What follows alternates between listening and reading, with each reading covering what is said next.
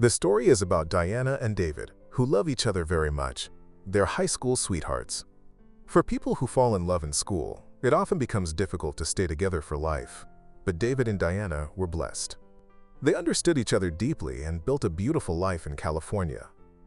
Diana worked as a real estate agent and was doing well in her career, while David was trying to establish himself as an architect. His dream was to one day build a beautiful house for Diana. She had complete faith in him, so together they invested all their savings into his project. They bought property in the middle of Santa Monica, and for a while everything seemed perfect. But then the recession hit. Diana began struggling to find clients, and David's work also came to a halt. Their Santa Monica property was at risk of being sold, and they needed $50,000 quickly to save it. In desperation, they decided to go to Las Vegas and try their luck at the casino. Miraculously, David won $25,000. Diana, however, reminded him that money is temporary and only fulfills needs, while her love for him is eternal. While she said this, a billionaire named John noticed Diana and couldn't take his eyes off her. Encouraged by their previous win, Diana and David entered the casino the following day with a sense of anticipation.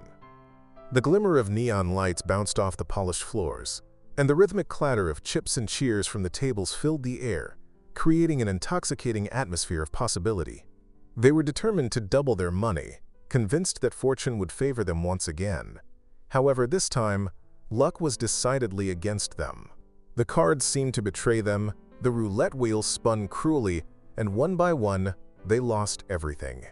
As they reluctantly gathered their things, their spirits heavy with disappointment and frustration, they noticed John at a poker table, calm and confident, his eyes scanning the room with calculated precision. Diana's gaze met his, and he smiled knowingly, as though he had been waiting for her. Without hesitation, he invited her to be his lady luck. With a mixture of curiosity and hope, Diana agreed. With her presence at his side, John's fortune changed dramatically. He won an astonishing $1 million. Grateful and impressed, he ensured that Diana and David were accommodated in one of the most luxurious hotels in the city, a gesture that both awed and unnerved them. But soon the situation took a darker turn. John made an indecent proposal. He would give Diana $1 million if she spent one night with him. Shocked and outraged, Diana and David immediately rejected the offer, feeling insulted and demeaned. They left the hotel, attempting to restore their dignity, but as the days passed, their financial troubles grew more severe. Reluctantly, desperation began to cloud their judgment, and they agreed to consider John's offer. They even consulted a lawyer to draft a formal contract, trying to frame the situation as a business transaction rather than a violation of their principles. On the night Diana was supposed to meet John, she boarded his helicopter, the city lights stretching out below her like a distant, indifferent world. Meanwhile, David was racked with guilt and fear. He realized that saving their property in this way would cost them something far greater than money. It would cost their integrity and the trust between them. Panicked, he rushed to stop her, but by the time he reached the marina, it was too late. Diana was already aboard John's private yacht, the opulent vessel cutting through the water like a symbol of everything they had lost.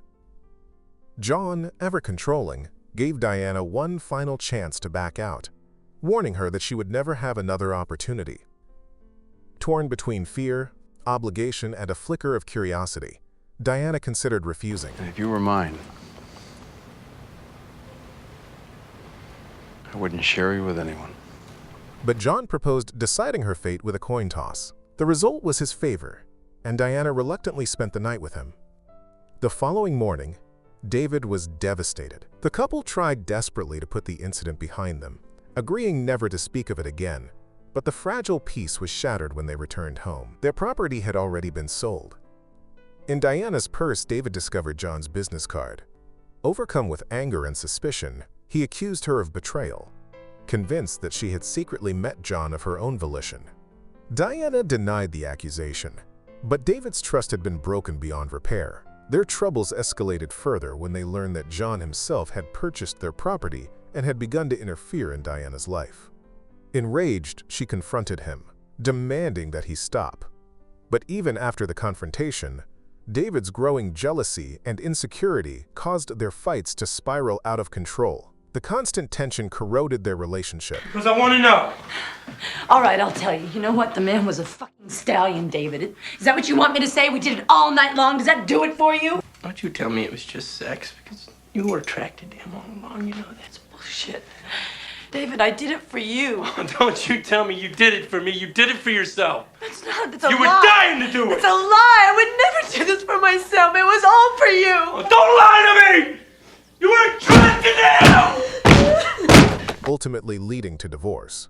Diana left the house, giving David the $1 million, a bittersweet resolution to a relationship torn apart by greed, temptation, and mistrust. A week later, John tried to contact Diana once more. Initially, she refused, determined not to let herself be manipulated again. But over time, curiosity and loneliness crept in, and she eventually accepted his offer. John began showering her with lavish gifts, and gradually, Diana found herself developing feelings for him, believing he genuinely cared for her. Meanwhile, David, trapped in memories of their past, could not move on. Seeing Diana with John one day became too much for him. He collapsed on the street, overcome by shock and despair, and was rushed to the hospital. By that time, Diana had already filed the divorce papers, severing the last remaining ties between them. The once inseparable couple was now irrevocably divided, each caught in the consequences of choices, driven by desperation, temptation, and pride. Later, she attended a charity auction with John. The winning bid was around $50,000, and John was about to win when suddenly David arrived. He shocked everyone by placing a bid of $1 million, donating all the money he had received from John. He greeted Diana, looked into her eyes, and then signed the divorce papers. John, who was also developing feelings for Diana, noticed the love she still had for David shining in her eyes. He realized that money can buy many things, but it cannot buy love. Feelings grow with time, and true love doesn't need wealth to survive. Understanding this, John decided to let Diana go back to David. To push her away, he told her she meant nothing to him and was only a part of his entertainment. He even gave her his lucky coin, revealing that it was double-headed. Diana was stunned. She began to recall all the memories she had shared with David. Deep down, she knew that while she had been momentarily drawn to John, her heart truly belonged to David. Love, she realized, is what matters most in life. Money comes and goes, but love is what brings happiness. She went to Paradise Lake, the place where David had proposed to her 7 years earlier. When she arrived, she found David sitting there. Without hesitation, she sat beside him. David didn't notice at first, but then Diana asked softly, "Did I ever tell you how much I love you?" David turned, saw her, and was shocked. Both of them confessed their love once again and apologized to each other. They decided to move forward together and live happily. Thank you for watching. Don't forget to like and subscribe. See you on the next video.